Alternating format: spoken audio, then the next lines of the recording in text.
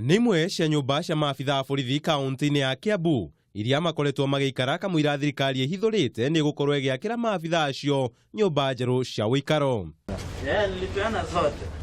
Kuringana na mumbunge wa Kiambaa Paul Koinange uria nowe muikariri giti wa kamiti ya mbunge igii ugitiri, murutire wa wira wa mabithaa borithi no wagire muno makiria agikorwo miikarire yao ni kugacirithio. So I'm highly recommending that even as I've seen, and we're also working with the Ministry of Interior to see that the conditions are improved, and we are going to do that.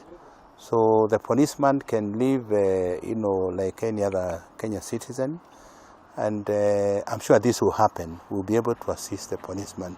And of course, the offices are not very good, and I have seen some of the places like the Department of Crime, where you have so many officers, but the offices are very congested. Koinange aritio icera-ini ria kamiti no ceceni-ini ciothe cia borithi guku bururi-ini kuria ongereire kuga ati kamiti ogai wa migunda ni irabatara kwehe ceceni ciothe cia borithi taito cia migunda iria iri amu nyingi ciacio itire undu uria ungirugamia waki wa nyumba ciao ni thirikari.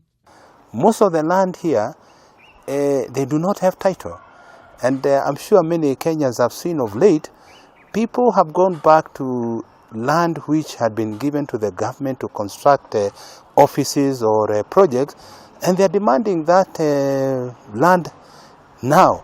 And the issue is, when they go to court, the people who own the land earlier, or the people who gave the land to the government, they are given the land back to you for themselves.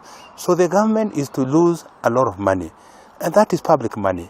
Ni arongereire kuga thirikari iri na mubango wa gutigira mabithaa borithi matirathamio ro uguo thutha wake gukorwo akiamukira mateta ati mabithaa amwe marathamio na mataninite mieri 3 ceceni-ini ciao njeru.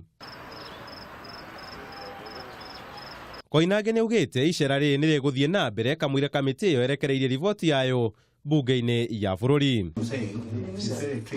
Handũ-inĩ ha Kameme TV, njĩta Kamau wa Mwangi.